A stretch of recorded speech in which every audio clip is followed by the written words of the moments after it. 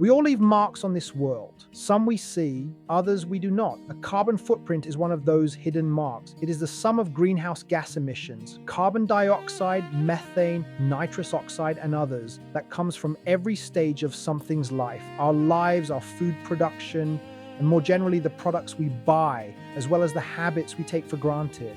When you drive a car, the tailpipe emits carbon dioxide, CO2. When a cow digests its food, methane escapes. When fertilizers are applied to a field, nitrogen compounds leak into the air and water, releasing nitrous oxide. When a product is shipped across thousands of miles, fuel is burned, and when it is packaged, processed, transported, stored, consumed, and disposed of, each step emits some form of waste. All a part of the carbon footprint. The idea is simple. It gives us a way to measure how much we are contributing, directly or indirectly, to the gases that warm our planet. But in practice, it becomes complex. Which gases do you count? Over what time span? Which activities? Which places? What about the land used or forest destroyed or soil that could absorb carbon again? These choices shape the footprint. Scientists use tools, standards, and life cycle assessments to map the journey of emissions from cradle to grave, or at least cradle to fork in the case of food. They compare, for example, carbon emissions per kilogram of meat versus those of vegetables, or emissions from transportation versus those from fertilizers and land use. These comparisons help us identify the most significant levers for change. To understand the true size of a carbon footprint, we must walk through the landscapes where footprints are made, sectors where the air is thick with possibility, and where even small decisions echo in emissions. According to recent research in the agri-food sector, food systems are responsible for a significant share of global greenhouse gas emissions, ranging from 23% to 42%. Some parts of the food supply chain contribute more than others. Livestock farming, fertilizer use, manure management, machinery, and land use change. And this matters not only for the climate, but also for justice, for farmers, consumers, those who produce far away, and those who consume, for people who struggle to pay higher prices, and those who can pick and choose, because different products, different places, and different choices matter in different ways. What is a carbon footprint? At its simplest, a carbon footprint is a measure of all the greenhouse gases produced directly or indirectly by an activity, product, person, or system. These include carbon dioxide, CO2, methane, CH4, nitrous oxide, N2O, and others. Since each gas has a different potency in warming the atmosphere, scientists convert them into CO2 equivalents, a shared unit that allows us to compare apples with oranges. To truly capture the footprint, we must trace the life cycle of something. From the soil where a seed is planted to the fertilizers used, the machinery, the water, the transport, the packaging, the refrigeration, the cooking, and the waste. Every stage contributes to emissions. Some are huge, while others are nearly invisible. And critically, we must decide the boundaries, which parts of the journey we include, which emissions we count, over what time span. These choices shape the results.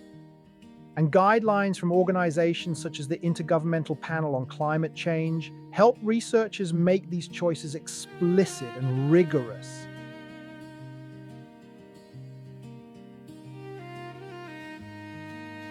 Energy and power generation.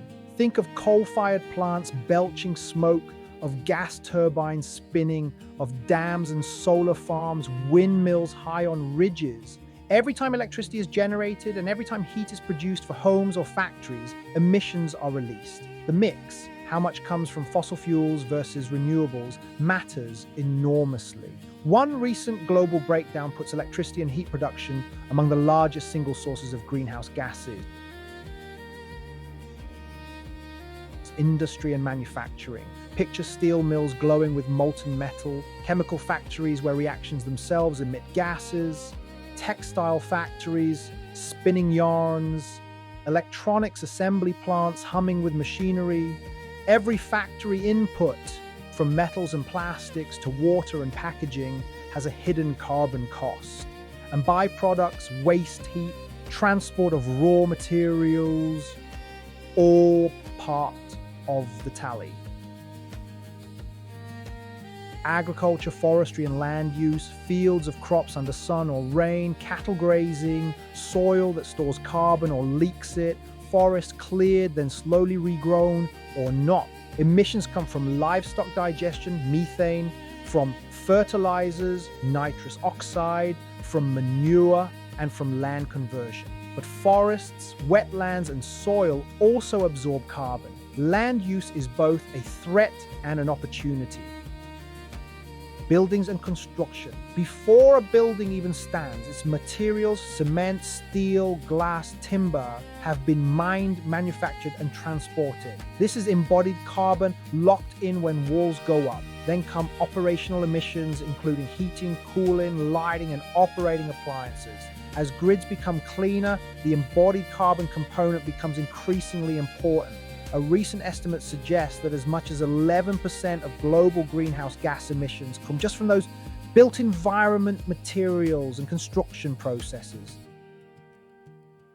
Transport and logistics, trucks rolling down highways, ships crossing oceans, planes slicing through the sky, fuel burned for propulsion, refrigeration in trailers, packaging to protect goods, the roads and ports themselves, all contribute to the cost. Whenever something moves from farm to processor, processor to store, store to home, there's a carbon cost. Waste management, trash bins, landfills, compost piles, organic matter decomposing produces methane. Waste is transported long distances. Treatment processes require energy. Even what happens after we finish using something, how we dispose of it, or recycle it, adds to the footprint. Services and retail, the shops we go into, the websites we order from, the buildings lit up at night, the supply chains behind every shirt, phone and bottle, employee travel, product sourcing, packaging, heating or cooling, lighting. All these may seem small individually, but together they weave a web of emissions that touches every walk of life. Each sector has direct emissions, those that can be seen and measured on site, such as burning fuel, methane from animals or electricity use, and indirect ones, the hidden upstream emissions from producing inputs or downstream emissions in disposal. Some sectors are obvious culprits, while others come as a surprise. But together, they form something enormous, a carbon footprint that spans global trade, land, food, energy, and daily life.